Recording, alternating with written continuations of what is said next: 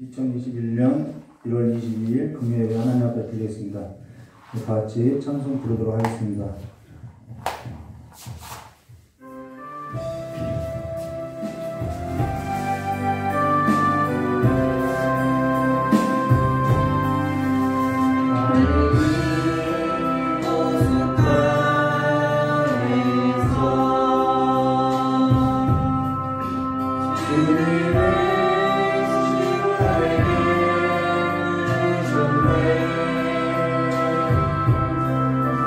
사랑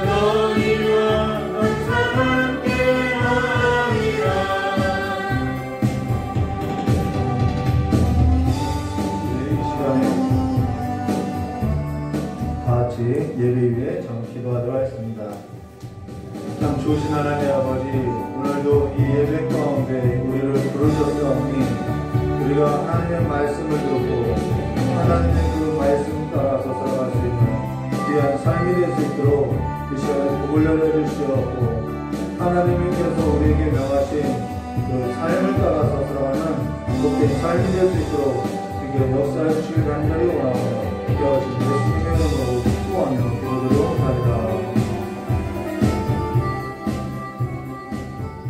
다 같이 사도신경 하심으로 신앙 고백하도록 하겠습니다. 전능하사 천지를 만드신 하나님 아버지를 내가 믿사오며 그 외아들 우리 주 예수 그리스도를 믿사오니 이는 성령으로 잉태하사 동정녀 마리에서 나시고 본디오 빌라도에게 고난을 받으사 십자가에 못 박혀 죽으시고 장사한 지 사흘 만에 죽은 자 가운데서 다시 살아나시며 하늘에 오르사 전능하신 하나님 우편에 계시다가 저리로서 산자와 죽은 자를 심판하러 오시리라.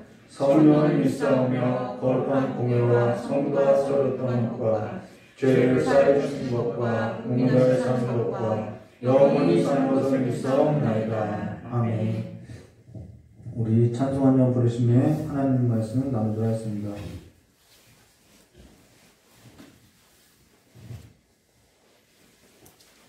찬송 부르신 후에 이경준 목사님 기도 가능한가요? 네. 우리 찬송 부르신 후에 이경준 목사님 대표로 기도해 주시겠습니다.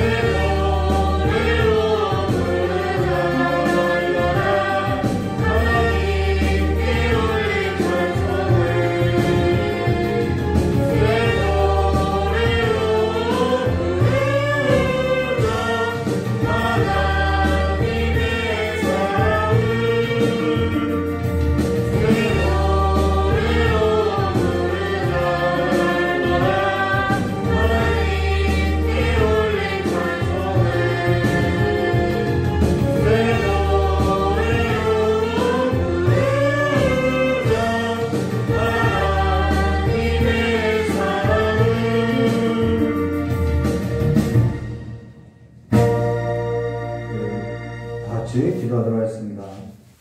우리를 사랑하시되 죽기까지 끝까지 사랑하시는 좋으신 아버지 하나님, 하나님의 은혜 가운데 아버지 금요 예배로 하나님 앞에 우리가 머리 숙여 예배할 수 있게 하시니 감사합니다. 아버지 이 한 시간 온전히 주님께서 예배의 주인 되어 주시고 예배에 합당한 영광을 주님께서 홀로 받으시는 귀한 예배가 될 수 있도록 아버지 우리 가운데 임재하여 주시고 우리의 모든 것들을 주장하여 주시고 다스려 주시기를 간절히 원합니다. 하나님 아버지 이 시간에도 우리가 주의 말씀을 들으려 이 자리에 모였사오니 아버지 그 말씀이 우리의 심령 가운데 들리는 은혜가 있게 하여 주시옵시고 아버지 성령 하나님의 깨닫게 하시는 은혜로 말미암아 하나님의 말씀이 바로 깨달아지는 은혜가 있도록 주님 우리의 심령 가운데 역사하여 주옵소서. 아버지 우리의 심령이 옥토밭이 되어서 아버지께서 말씀을 우리의 심령 가운데 마음을 때 뿌리실 때마다 아버지여 열매 맺지 못하는 강팍한 심령이 아니라 30배, 60배, 100배로 결실할 수 있는 아버지 믿음의 열매가 있는 삶들이 될 수 있도록 이 말씀을 가지고 주님께서 역사하여 주시기를 간절히 원합니다.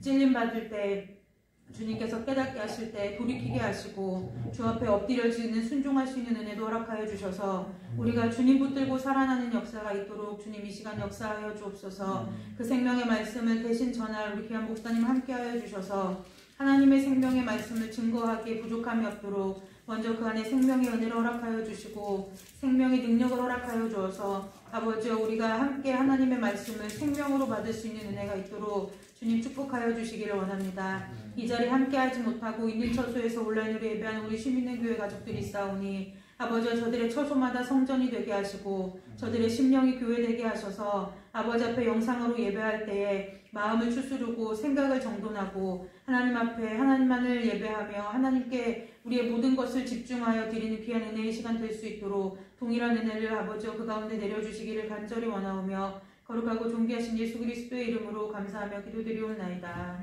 아멘. 네, 감사합니다.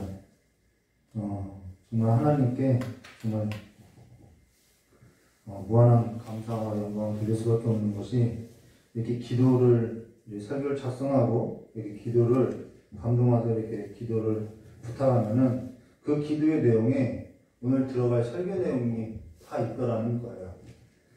여러분 다시 저희 설교하고 이 예배를 다시 볼 때 기도와 이 말씀의 그 조화를 한번 여러분이 삶에서 일상의 삶 가운데서 한번 경험해 보시기를 주님의 이름으로 축복합니다. 우리 요한복음 21장 1절부터 14절의 말씀 오늘 요한복음 마지막 시간이죠.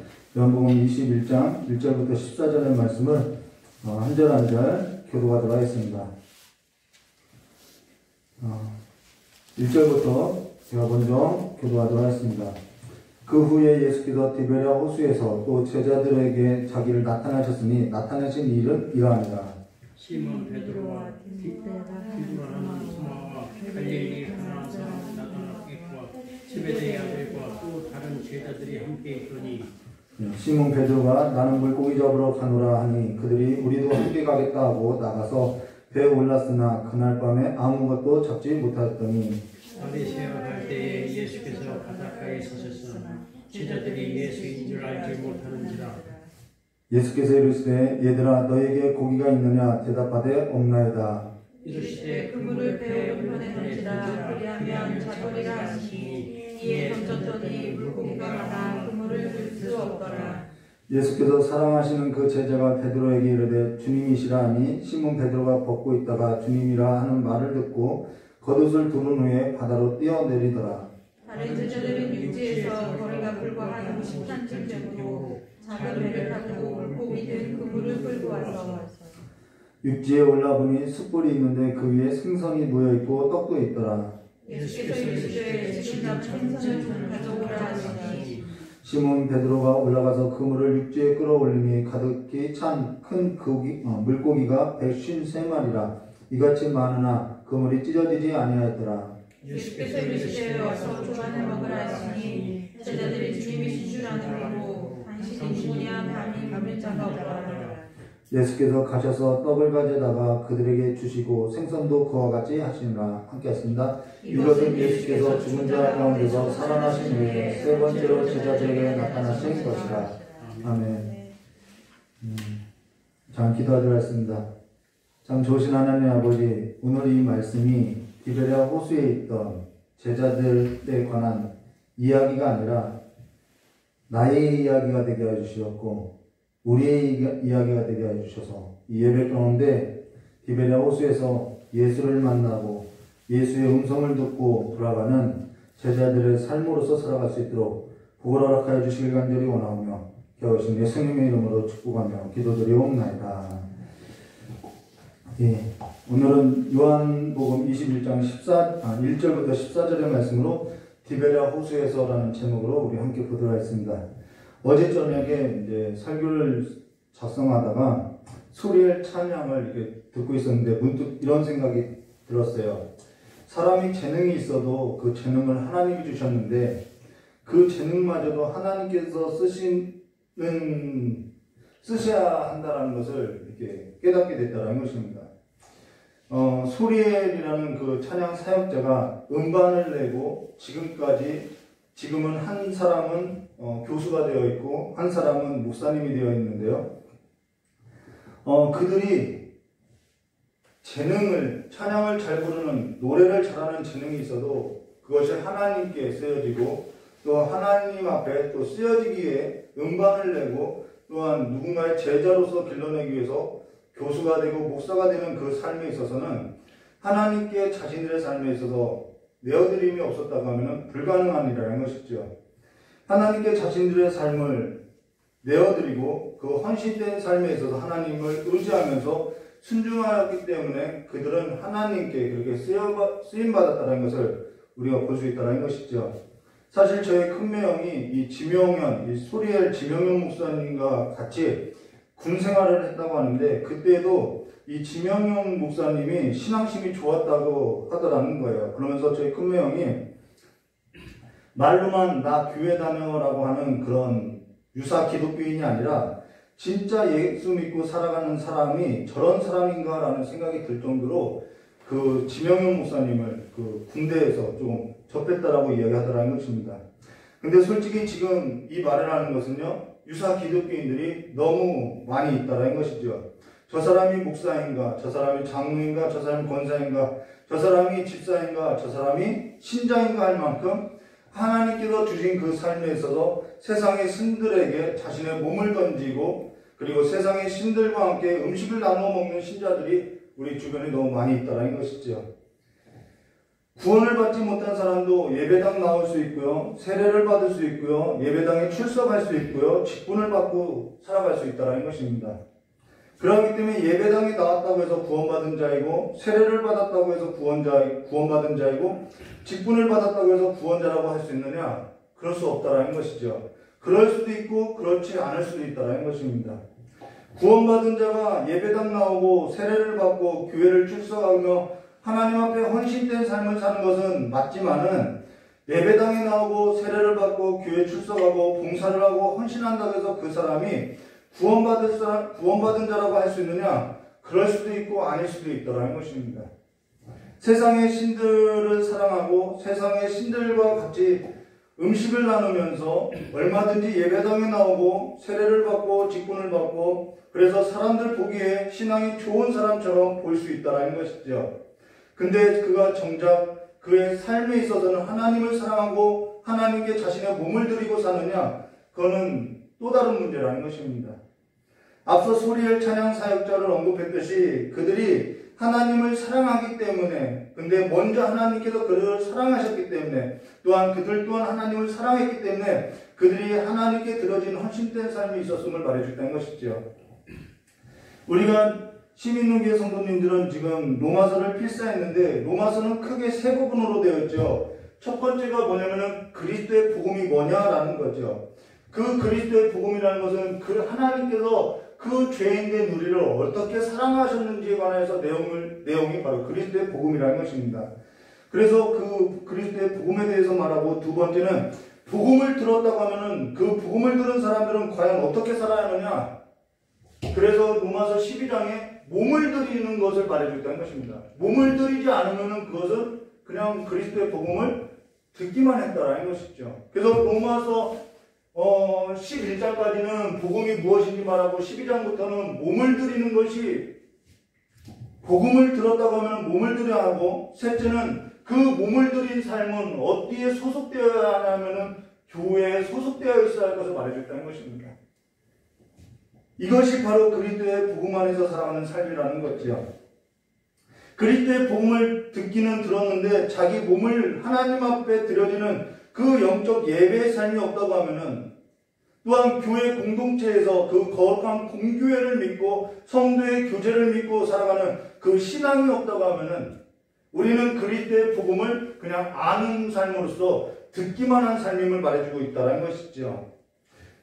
그러고 예배당에 나와서 예배를 드리고 세월이 흘러가고 직분도 받고, 직분을 받다 보니까 거기에 교회 안에서 봉사도 하고, 봉사를 하는 것을 보니까 사람들 보기에 신앙심이 좋구나라고 인정도 받으니까 거기에 내가 신앙이 좋은 것처럼 자기 신앙으로서 교회를 다닐 수 있다는 것입니다. 한 번도 하나님을 만난 경험이 없이 우리는 그렇게 사람들 보기에 어울러서 교회 생활을 할 수 있다는 것이죠.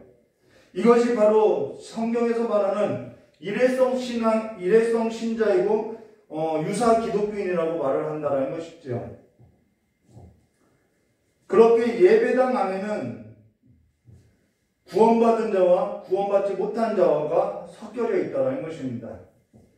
지금 제가 예배당이라고 언급한 것은, 예배당이라는 것과, 지금 예배당이라고 쓰면은 저기 이상한 교회 아닌가라고 하는데, 원래 이거는 예배당인 거죠. 예배당과 교회는 구분되어 있다는 것입니다. 예배당 안에는 교회가 있을 수 있고 교회가 아닐 수도 있다는 것이죠. 그래서 이 교회라고 하는 것은 구원받은 자들을 가리켜서 교회라고 한다는 것입니다. 그리고 예배당은, 우리가 예배당 건축한다고 말하지 않죠. 성전 건축한다고 하죠. 예배당은 근데 성전도 아니라는 거예요. 예배당은 성전도 아니고 교회도 아니라는 것입니다. 예배당은, 성전이라는 것은 고린도전서에 말한 것처럼 하나님이 영이 거하시는 우리가 성전이라고 말하고 있다는 것이죠. 그렇기 때문에 교회는 시스템도 아니고 조직도 아니라 오직 성령께서 거하시는 믿음의 역사로서 누구와 연합했냐면은 그리스도의 몸과 연합하여서 그 교회 공동체에 속하게 하였음을 말해주고 있다는 것입니다. 그래서 그리스도께 몸을 드리는 삶이 있고, 그 그리스도께 몸을 드리는 삶은 교회에 속하게 되어 있다는 것이죠. 그렇기 때문에 이것은 그냥 조직이나 시스템을 말하는 것이 아니라 생명을 나는, 하나님의 그 생명을 나는 유기체임을 말해주고 있다는 것입니다. 그렇기 때문에 교회는 사람이 조직해서 만드는 것이 아니라, 교회는 성삼위 하나님께서 그리스도와 연합해서 성령의 그 믿음의 역사로서 창조한 피조물이 교회라는 거예요. 교회는 하나님의 창조물이라는 것이죠. 근데 교회가 하나의 시스템으로서 운영되어지고 사람들이 만든 조직체로서 이해하고 있고, 그 안에서 내가 일원이 된 것으로서 내가 신앙이 좋다라고 생각하고 있다는 것입니다. 이것이 오늘 현대 교회의 문제라는 것이죠. 사실 이런 설교를 하면요, 사람들에게 인기가 없어요. 왜 인기가 없느냐면, 내가 그래도 잘 믿고 살았는데 왜 내가 구원받지 못한 사람이라고 자꾸 이야기하나, 이런 찔림을 주기 때문에 인기가 없는 거죠. 사람들에게 인기가 있으려고 하면요, 어떻게 하면 되냐면은, 사람이 보기에 보기 좋게 얘기하고, 사람이 듣기에 듣기 좋게 얘기하고, 사람이 지혜롭게 할 만한 것이라고 생각하는 그것에 관해서 이야기해주면은 사람들에게 인기가 있을 수 있다는 것입니다. 근데 사람의 보기에 그 지혜롭다라고 할 만한 것을 성경은 고린도전서에 하나님의 지혜가 아니라라고 말씀하고 있다는 것이죠. 그래서 교회는 하나님의 말씀, 그 하나님의 진리를 선포하는 것이 교회라는 것입니다. 그래서 이렇게 하면 복이 된다고 한다면은, 우리는 그죠, 이렇게 하면 복이 된다라고 그렇게 사람이 듣기에 좋은 소리를 할 때 그 소리를 듣고 복이 되는데 안 할 사람이 어디 있겠냐는 거예요. 그리고 그렇게 실제로 할 때마다 복이 된다면은 순종하느냐 안 할 사람이 어디 있겠냐는 거죠. 근데 정말 성경은 뭐라고 설교를 하냐면은, 하나님을 사랑하면은 하나님이 기뻐하시는 삶으로서 우리가 헌신되어지고 그게 복된 삶이라고 말하고 있다는 것입니다. 그렇기 때문에 뭐 순종할 때마다 뭐가 복이 된다, 이런 가치관이 아니라는 거예요. 그게 어떻게 우리에게 복이 되느냐? 그것은요, 하나님을 만나본 사람은 그렇게 고백할 수 있다는 것입니다. 지금 우리가 교회에 나온 것은 하나님께서 나를 구원하셨기 때문에 내가 교회에 속하게 된 것이고, 그가 우리를 구원하신 것은 우리의 삶에 있어서 하나님의 계획을 보이시기 위함이라는 것이죠. 내 삶에 내가 꿈꾸는 삶을 말하는 것이 아니라는 것이죠. 근데 한 번도 그 삶에 있어서 고민하지 않았다? 그리고 예배당만 다녔다? 그것은 내 삶에 있어서 한 번 좀 고민해 볼 문제라는 것이죠. 우리가 사랑하는 자와 연애를 할 때도 사랑하는 자가 부르면은 나 왜 불렀어? 라고 묻게 된다는 것이죠. 근데 한 번도 하나님께서 우리를 교회 가운데 불렀는데 그 나를 부르신 그 삶에서도 한 번도 고민 없이 예배당만 다녔다?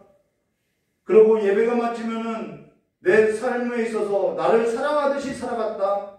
그것은 우리의 삶에서 질문을 해볼 문제라는 것입니다. 이러한 이중적인 삶에 있어서 한 번도 예수를 만난 경험이 없이 살아갔다는 것은 우리에게 있어서는 내가 종교인으로서는 살았지만은 내가 구원받은 자로서 교회가 된 것은 다른 문제라는 거예요. 이것이 오늘 현대 교회에 있어서 심각한 문제점으로 나타나고 있다는 것이죠.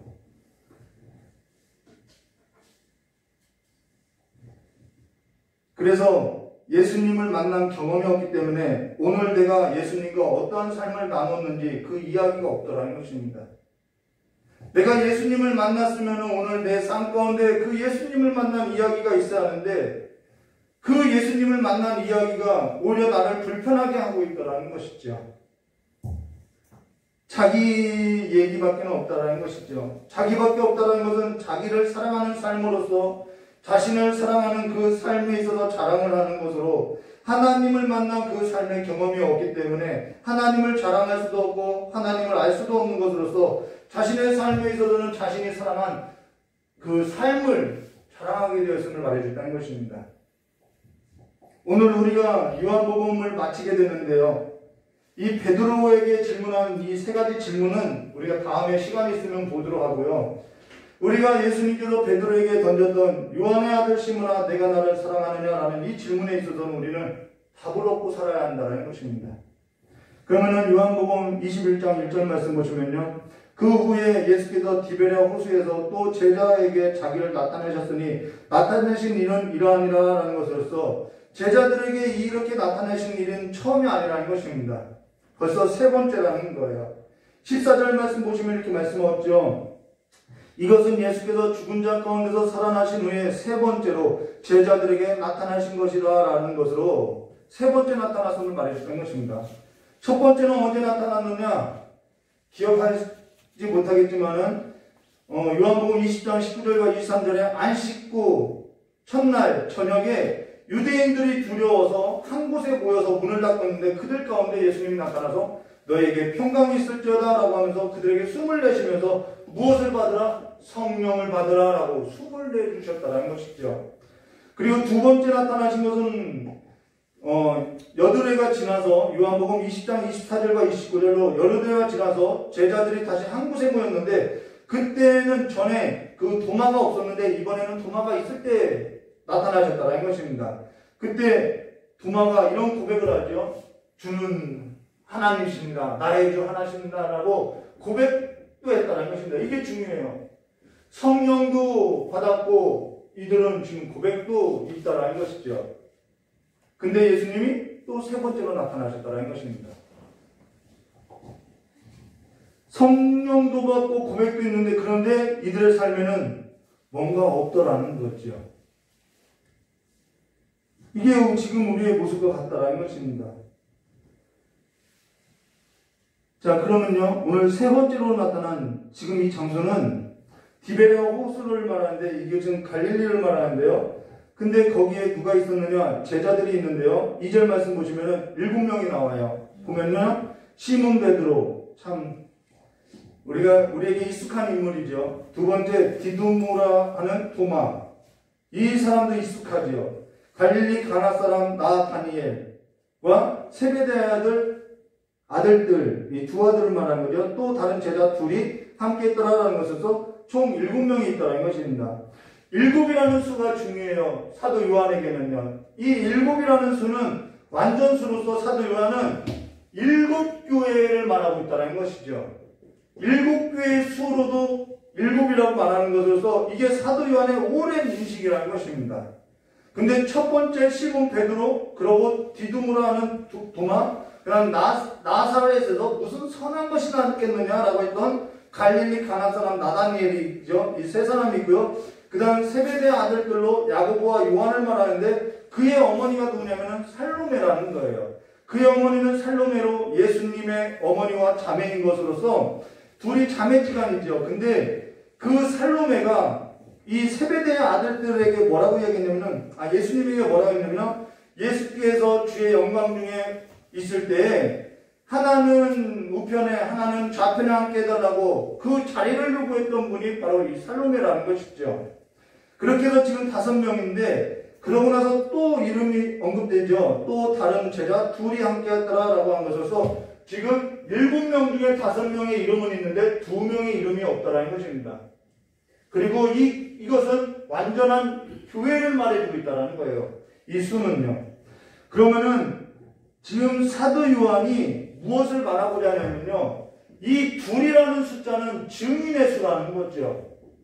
이 증인의 수가 가득 찰 때, 플러스가 될 때, 이 7교회의 완전한 수로서 교회의 모습을 말해준다는 것은 교회의 사명이 어디에 있냐면은 증인에 있음을 말해준다는 것입니다. 교회의 사명이 바로 선교적인 삶에 있다는 것을 말해주고 있다는 거예요.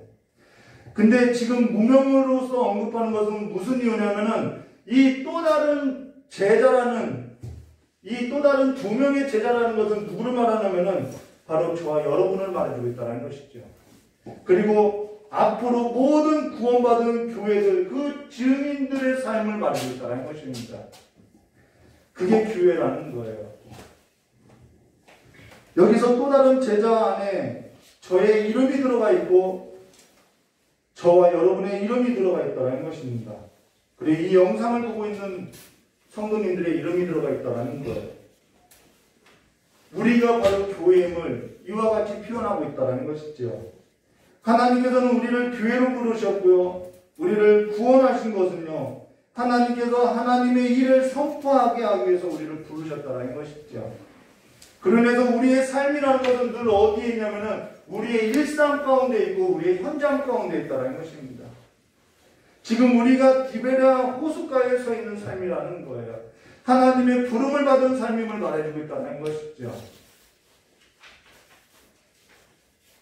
우리의 삶이라는 것은요, 드라마 같은 삶이 아니에요. 우리의 삶이라는 것은 현장에 있고 일상에 있는 것으로서 드라마와 같이 그냥 시청하고 살아가는 것으로서 그렇게 보고 살아가는 것이 아니라 내 몸을 들이고 살아가는 삶이라는 것입니다. 지금 우리가 디베랴 호수에서 이 주님의 부르심의 그 음성에 귀를 기울일 때 우리는 기꺼이 몸을 들일 수 있음을 말해준다는 것이죠. 이 주님의 음성이 그냥 설교로서가 아니라 주님의 음성으로서 여러분의 가슴에 들려지시기를 주님의 이름으로 축원합니다. 그러면은 3절과 4절 말씀 보도록 하겠습니다. 시몬 베드로가 나는 물고기 잡으러 가노라 하니 그들이 우리도 함께 가겠다 하고, 이게 그래요. 사람이 누군가 한 사람 나 뭐 하겠다 하면은 다 따라가게 되어 있어요. 나가서 배에 올랐으나 그날 밤에 아무것도 잡지 못하였더니 날이 새어갈 때 예수께서 바닷가에 서셨으나 제자들이 예수이신 줄을 알지 못하였더라라고 말씀하고 있다는 것입니다. 왜 알지 못했냐는 거죠. 지금 디베랴 호수라는 것은 어디를 말하냐면 갈릴리를 말해요. 갈릴리를 말하고 있다는 것입니다. 그들은 갈릴리 사람이고 갈릴리에서 나고 자랐고 갈릴리에서 고기 잡기를 했던 어부라는 것이죠. 그리고 예수님께서 그들을 갈릴리 바다에서 나를 따라오라고, 내가 너희를 사람 낚는 어부가 되게 하리라고 그들을 부르셨다는 것입니다. 그리고 그들은 예수님을 따르는 제자의 삶을 살았는데 지금 다시 그들은 갈릴리로 와 있는데, 왜 갈릴리로 와 있냐면 그들이 그렇게 믿고 따랐던 그 선생님이 우리가 생각했던 것과 달리 너무나도 무기력하게 죽어버렸다는 것이죠. 세베대의 두 아들이 무엇을 요구했냐면 자리를 요구했는데 그 예수님이 너무 무기력하게 죽더라는 거예요. 십자가에서 그렇게 저주스러운 모습으로 죽은 그 모습을 보았다라는 것이죠. 그때 그들은 자신들이 생각했던 그 예수를 따랐던 그 모든 삶에 있어서, 희망에 있어서 절망으로 바뀌었음을 말해줬다는 것입니다. 자신들이 소망했던 것, 자신들이 꿈꿔왔던 것, 이것이 예수를 믿고 살아왔던 그 삶의 결과들인가 라는 생각으로서 갈릴리로 다시 돌아왔다는 거죠. 그러고 나서 그들은 요한복음 20장 18절에 참 아이러니하죠. 막달라 마리아가 가서 제자들에게 내가 주를 보았다 하고 또 주께서 자기에게 이렇게 말씀하셨다 이르렀지만은 그들은 2번이나 부활하신 예수님을 보고 성령도 받고, 우리도 다 성령 받았으니까 주님을 고백하고 있죠. 주라고 고백하고 있으나 지금 우리의 삶에 있어서 이와 같은 삶에서 나는 물고기 잡으러 가노라 라고 내 삶을 따라서, 내 고향을 따라서 내 집으로 가는 삶을 살아갈 수 있더라는 것이죠. 거기가 디베랴호스라는 것입니다. 디베랴호스에서 물고기 잡고자 한다라고 그렇게 낙향해서 간 그들의 영적인 삶의 상태가 어떠한 상태냐는 거죠. 그들의 영적인 상태는 이런 거예요. 예수께서 죽은 자 가운데서 살아난다고 한들, 너희에게 평강이 있으라고, 두려워하지 말라고 한들, 너에게 성령이 받았다고, 성령이 너에게 임하였다고, 그래서 너희가 예수를 주라 고백한다고 한들 세상이 뭐 달라지겠어? 지금 내 삶이 뭐 달라지겠어? 이것이 그들의 영적인 상태라는 것이죠. 예수가 죽었다가 다시 살아난다고 한들 뭐 내 삶에 뭐 크게 달라진 것이 있겠어? 나는 그냥 물고기 잡으러 간다라고 되돌아갔다는 것입니다. 그들에게 이것이 부족했다는 거예요. 근데 그들이 지금 어디에 있느냐면 디베랴호스 갈릴리에 있다는 것이죠. 근데 요한이 기록하지 않은, 다른 복음서에는 기록되어 있는데 요한이 기록하지 않은 내용이 있는데요. 마태복음 28장 1절과 10절 말씀에 보시면 이런 기록이 있어요. 6절과 10절 말씀 보시면요.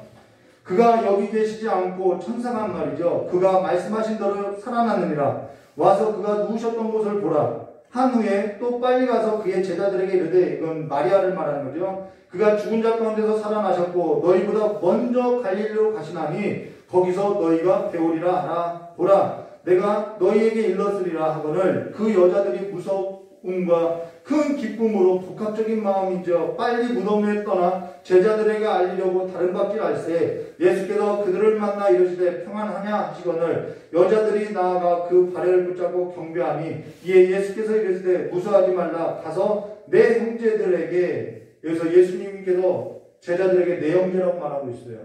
내 형제들에게 갈릴리로 가라 하라. 거기서 나를 보리라 하시리라라는 것으로서 내 형제들에게 갈릴리로 가라라고 말하면서 거기서 나를 볼 것이다. 내가 먼저 갈릴리로 갈 것이다 라고 말하고 있다는 것입니다. 근데요,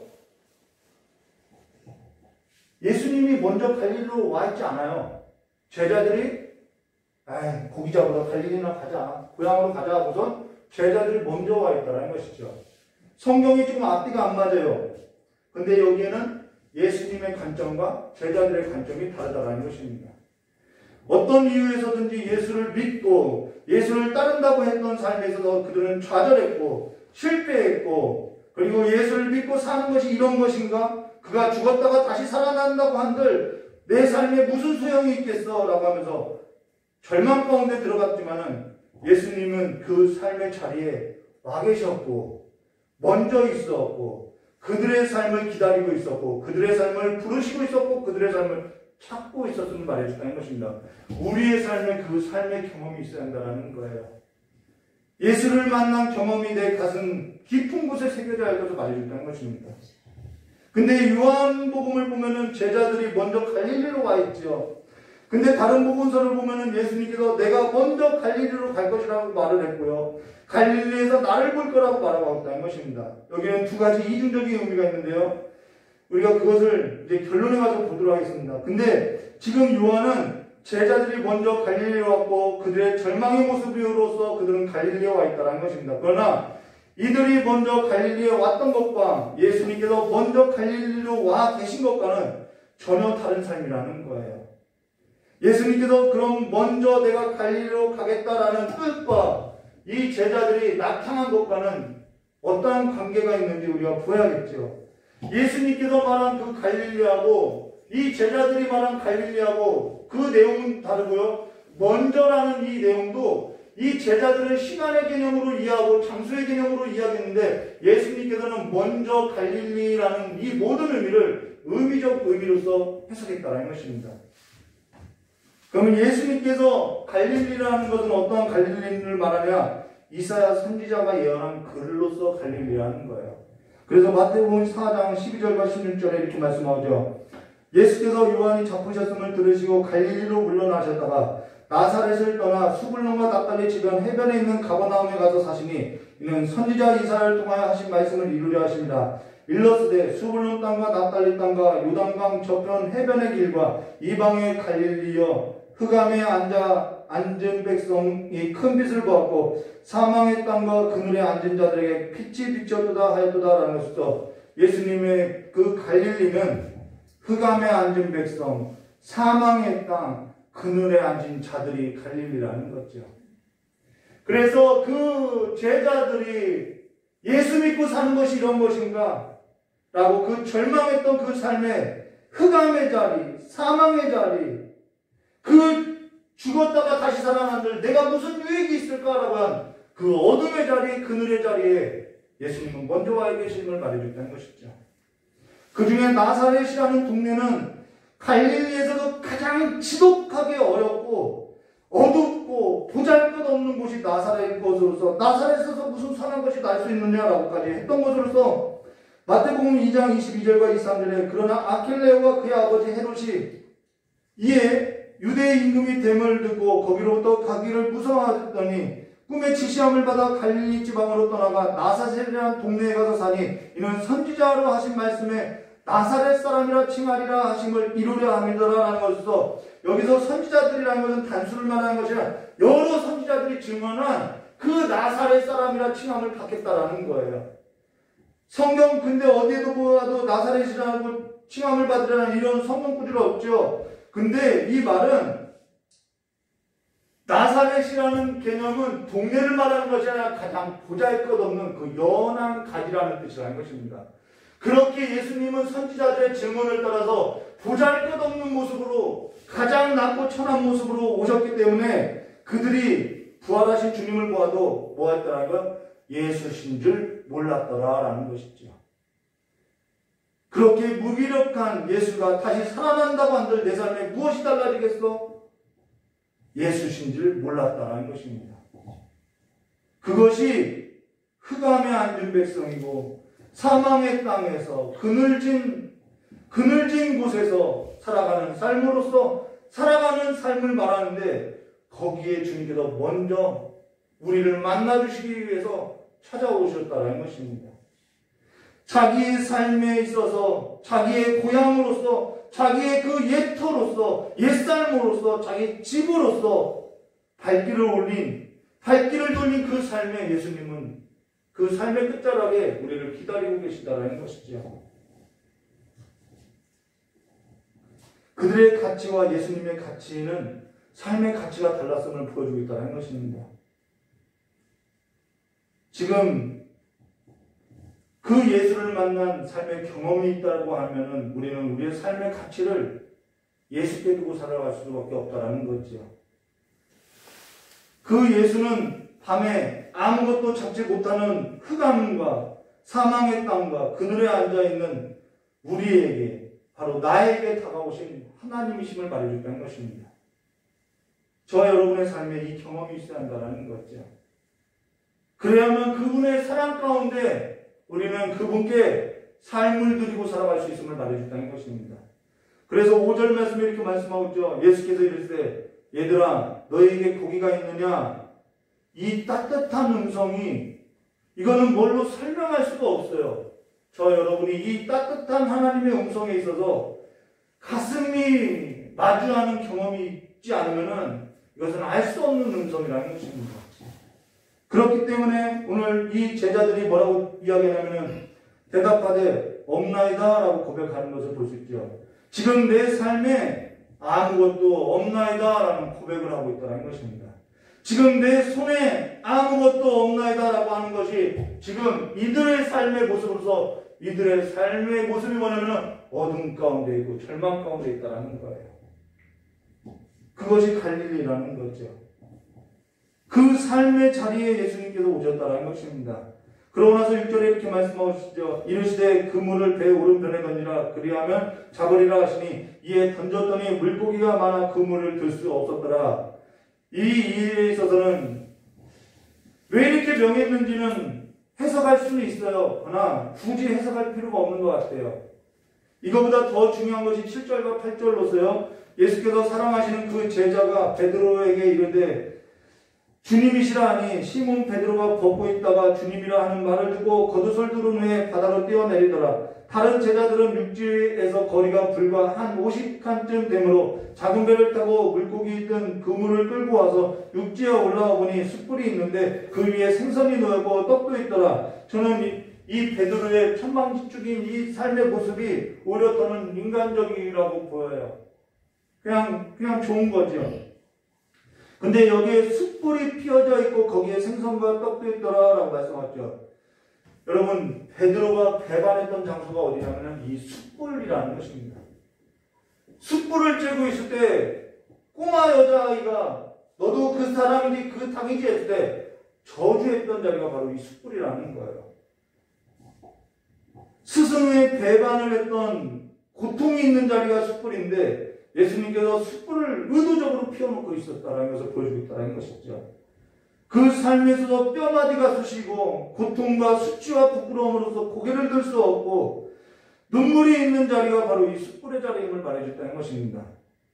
근데 다른 한편으로는 그 고통스럽고 부끄러워서 얼굴도 들 수 없는 그 수치스러운 장소가 주님께서는 그를 따뜻하게 대해주시는 그에게 따뜻한 온기를 느낄 수 있게 해주시는 장소임을 말해줬다는 것이죠. 이것이 바로 예수님께서 우리에게 눈물과 회복으로서 그분이 우리의 뭐가 됐다는 거요? 양식이 되었다라는 것을 말해줬다는 것입니다. 예수님께서 그렇게 우리에게 눈물과 회복의 삶으로서 양식이 되어주셨다는 거예요.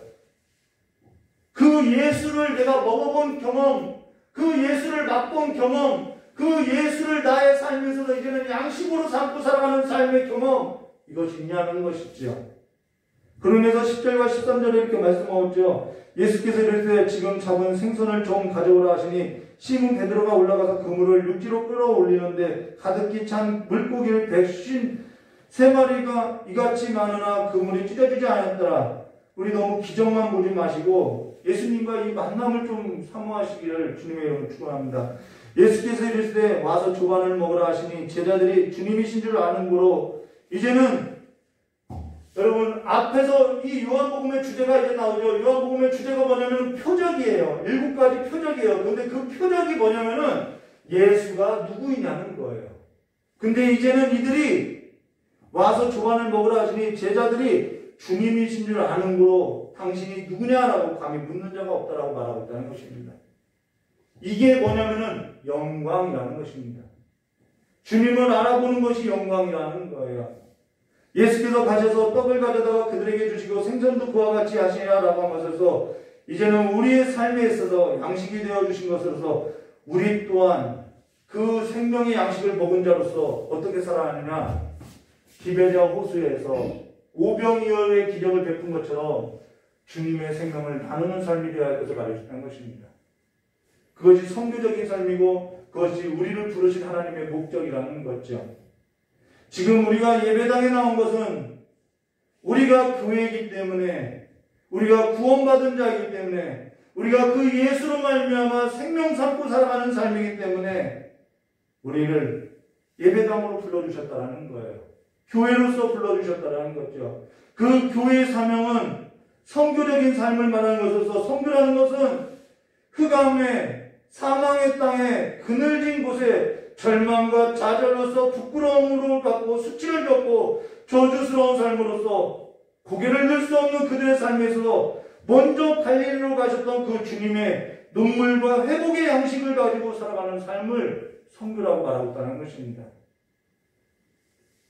저 역시 목사로 불러지고 설교하는 자로서 불러진 것은 바로 내 삶 가운데 양식이 되어준 그 주님을 나눠주기 위함이라는 거예요. 저 역시 흑암과 사망의 땅에 그늘진 곳에 예수를 믿고 따른 것이 이거밖에 안 되냐라고 소리를 외쳤고, 절망과 부끄러움과 그 실패 자리에서 부끄러워서 고개도 들 수 없는 삶이 있었고, 실제 어둠 가운데 아무것도 잡지 못하는 빈손으로서 빈 그물만 갖고 살아왔던 삶이 있었다는 거죠. 예수께서 죽었다고 다시 살아난다고 한들 그게 내 삶에 있어서 무슨 소용이 있냐고 라고 어둠 가운데 절망 가운데 그 절망에 붙들려서 아무것도 잡히는 것 없다라고 삶을 허비하면서 살았던 적이 있다는 것입니다.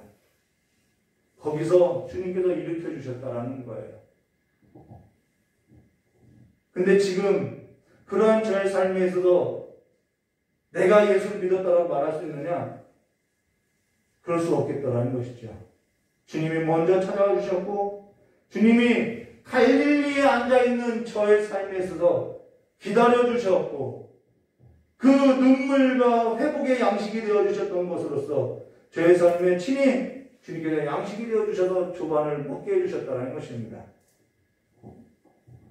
먼저 갈릴리로 가신 그 주님을 저와 여러분이 보고 살기를 원한다고 하면 우리 또한 누군가에게 있어서는 흑암과 사망의 땅과 그늘진 곳에 앉아있고 절망 가운데 있는 그들의 삶 가운데 다가설 때 우리는 그 현장 가운데서 그 일상의 삶 가운데서 주님을 볼 수 있음을 말해줬다는 것이죠.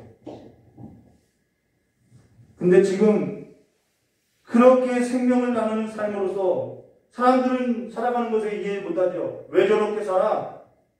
그것은요, 왜 이렇게 사느냐고 하면요, 주님의 따뜻한 그 음성을 맛보았기 때문에 살아간다는 것입니다. 주님의 따뜻한 사랑을 맛보아 아는 자이기 때문에 세상에서 아무리 값진 것이 있다고 하고 좋은 음식이 있다고 해도 미혹되지 않고 내게 가장 좋은 음식은 내 삶의 양식이 되었던 예수 그리스도밖에 없더라는 거죠. 그 삶의 기쁨이 있더라는 것입니다. 저와 여러분의 삶에 있어서 시간이든 물질이든 재능이든 그 모든 것이 가장 값진 예수를 나타내는 삶으로서 흑암과 사망과 그늘진 땅의 절망 가운데 있는 그들의 삶에 있어서 눈물과 회복의 양식이 되어주는 삶으로 나눠지는 생명의 떡을 먹은 자로서 살아가시기를, 생명을 먹은 자로서 살아가는 예수의 사람으로서 살아가기를 주님의 이름으로 축원합니다. 같이 기도하도록 하겠습니다. 참 좋으신 하나님 아버지, 우리의 삶의 자리에 날마다 우리가 음부의 자리를 펴고 흑암에 앉아있고 그늘진 곳에서 절망하며 하나님 믿는 것이 이거밖에 안 되냐라고, 그럴 거면은 내가 왜 하나님을 믿고 사느냐라고 소리를 쳤던 그 모든 삶의 자리에 주님께서 우리를 만나주시고 기다려주시고 먼저 우리보다 그 삶의 자리에 우리를 맞아주시기 위해서 자리를 폈던 것처럼 우리 또한 이제는 주님을 보고 주님을 맛보고 주님의 음성을 듣고 주님의 생명을 먹고 살아나는 자들로서 우리 또한 먼저 갈릴리로 가서 그들의 삶 가운데서 주의 얼굴을 뵙고 살아가는 삶이 될 수 있도록 복으로 허락하여 주시길 간절히 원하오며 여호신 예수님의 이름으로 축복하며 기도드리옵나이다. 우리 찬송 한 장 부르시네. 다시 한번 이제는 우리의 삶을 돌아보면서 주님의 그 삶이 나타나는 삶이 되게 해달라고 기도하고 돌아가도록 하겠습니다.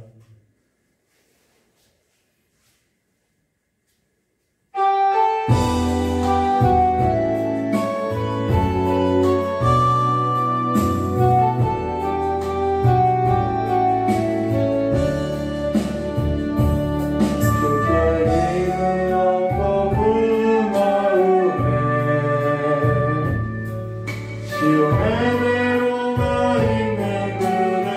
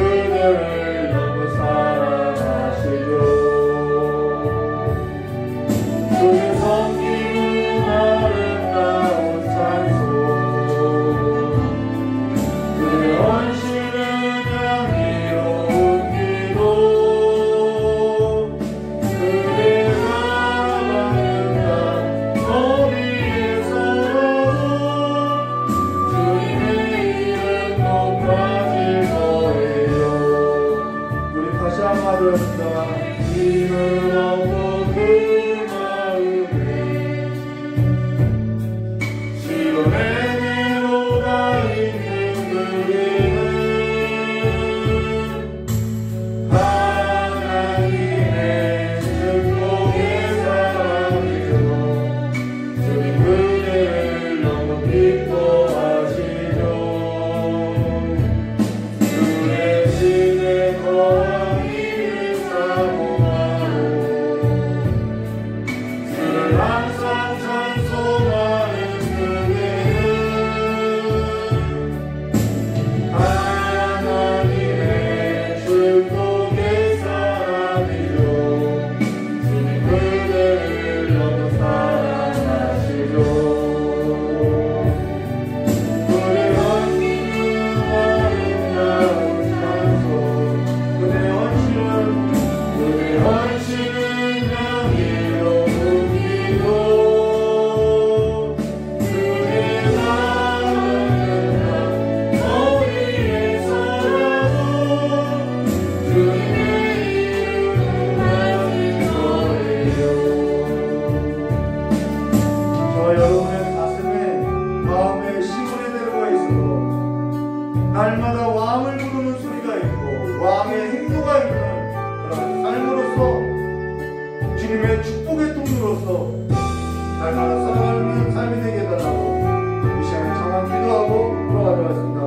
참 좋으신 하나님 아버지, 우리 귀한 성도님들 모든 그 가슴마다 주님께서 운행하시는 성전으로서 왕을 부르는 소리가 있다 하시고 하나님의 그 집을 사모하는 삶으로서 날마다 주님께 노래하고 주님을 찬양하며 주님께 기도하는 거룩한 삶으로서 이제는 누군가의 그 아픔에 있어서 주님의 생명을 나눠주고 가장 귀한 주님의 성령 하나님의 영을 나눠주는 자들로서 모든 삶이 하나님을 나타내는데 부족함이 없는 하나님의 지혜를 갖고 살아가는 삶으로서 이제는 향기로운 삶이 될 수 있도록 주님의 역사해 주시었고 주님께서 우리의 삶 가운데 하나님의 나라를 허락하셨사오니 이제는 그 하나님의 나라를 그냥 보고 듣고 살아가는 것이 아니라 이제는 내 발로 밟고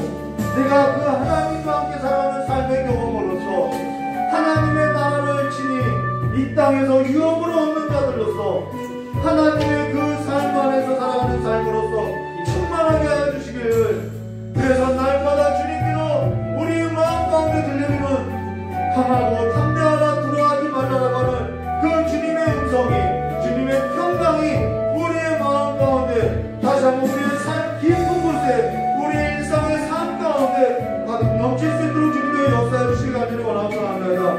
우리 귀한 아버지와 청년 이 시간에 아버지 앞에 예배를 드리오니 그 마음 가운데 하나님의 영으로 충만하게 하여 주시옵고 아버지의 수금을 탈 때마다 걷는 걸을 탈 때마다 아버지를 높여주시고 아버지의 영광을 나타나며 아버지께서 그에게 주신 재능이 아버지와 많은 사람들을 살리는 거룩한 하나님의 노래로서 울려버릴 수 있도록 주님께서 귀하게 사용하여 주시었고 날마다 그 삶 가운데 하나님의 기쁨과 하나님의 즐거움이 복이 되게 하시고 힘이 되게 하셔서 하나님을 즐거워하는 것이 내 삶의 힘이라는 그 노래의 고백이 가장 넘쳐나게 해주시기 간절히 원합니다. 그 걸음마다 하나님께서 인도해 주시옵고 이제는 하나님께서 허락하신 사람들을 붙여주셔서 아버지께서 길을 내어주시고 함께 하나님의 일을 감당할 수 있는 그 믿음의 길을 갈 수 있는 좋은 사람들로서 우리가 물고기 잡으러 가자가 아니라 하나님의 명령을 따라서 그 순종하는 삶을 선택하는 그 음성이 삶을 만들어내고 환경을 만들어내고 아버지 그 가정을 만드는 삶으로서 꼭 실제로 주님께 역사해 주시기 간절히 원합니다. 우리 귀한 아버지 권사님의 가정 아버지 권사님 이 시간을 드리고 마음을 드리고 하나님의 말씀을 듣고 아버지 앞에 다시 한번 의지적으로 살고자 하는 그 삶에 있어서 이제는 하나님께서 하나님의 의지로서 인도해 주시고 하나님의 힘으로서 하나님의 능력으로서 하나님의 지혜로서 붙들어주시는 삶을 믿고 만끽할 수 있고 경험할 수 있고 충만한 삶으로서 부족함이 없는 삶으로서 누릴 수 있도록 그 마음 가운데 평강을 허락하여 주시고 하나님의 영을 허락하여 주시고 그 삶의 모든 구성마다 하나님과 동행하는 그 삶의 흔적들이 하나님과 함께 동행한 그 삶의 발자국들이 있게 하여 주시길 간절히 원하고 합니다. 우리 귀한 장로님의 삶에 있어서 이제는 그 모든 삶에 있어서 하나님을 꿈꾸게 하여 주시옵고 이제는 생명을 받은 그 하나님의 걸음을 아버지 날마다 걸어가는 삶으로서 이제는 안부 전화를 할 때에도 주님의 생명이 흘러들어가게 하여 주시옵고 이제는 사람들을 만나는 그 삶의 일터 가운데서도 주님의 생명이 흘러나갈 수 있도록 그 배에서 생수의 강, 성령의 강, 아버지와 소망의 강이 흘러날 수 있도록 주님께서 하나님의 진리함으로 들어주시길 간절히 원하옵나이다. 우리 귀한 아버지와 어린아이들 소유리와 담들이를 기억하여 주시옵소서. 아버지 저들의 삶 가운데 하나님의 믿음을 허락하여 주시옵고 하나님의 크신 사랑으로서 하나님의 생명상이로서 아버지 저들을 보호하여 주셔서 악의 무리들로부터 미움당하지 않는 하늘의 값진 보화를 가지고 살아가는 삶이 될 수 있도록 주님께서 복을 허락하여 주시옵고 이 시간에 울란으로 예배를 드리는 우리 장로님의 가정, 우리 안수지사님의 가정, 아버지 우리 권사님과 김우림 성주님의 가정 믿음의 가정마다 기억하여 주시고 복음을 들고 나간 레바논 선교지와 아버지 동굴 선교지에 자녀를 두고 떠난 그 선교사님들의 삶의 아픔마다 아버지 또한 그 청년의 삶에도 하나님께서 복을 허락하여 주시옵고 아버지 새롭게 삶의 자리를 아버지 일어나고자 하는 그 연약한 무릎에 주님께서 힘을 더하여 주시옵고 이 시간에 하나님의 것을 구별하여서 아버지 앞에 예물을 드리는 이 예물 또한 아버지 앞에 귀 쓰임받는 예물이 되게 하여 주시옵고 오늘 주님 앞에 예배드리는 그 모든 삶이 하나님 앞에 귀 쓰임받는 삶이 될 수 있도록 복을 허락하여 주시고 붙들어 주시고 만나 주시고 회복시켜 주시길 간절히 원하오며 겨우신 예수님의 이름으로 축복하며 기도드리옵나이다.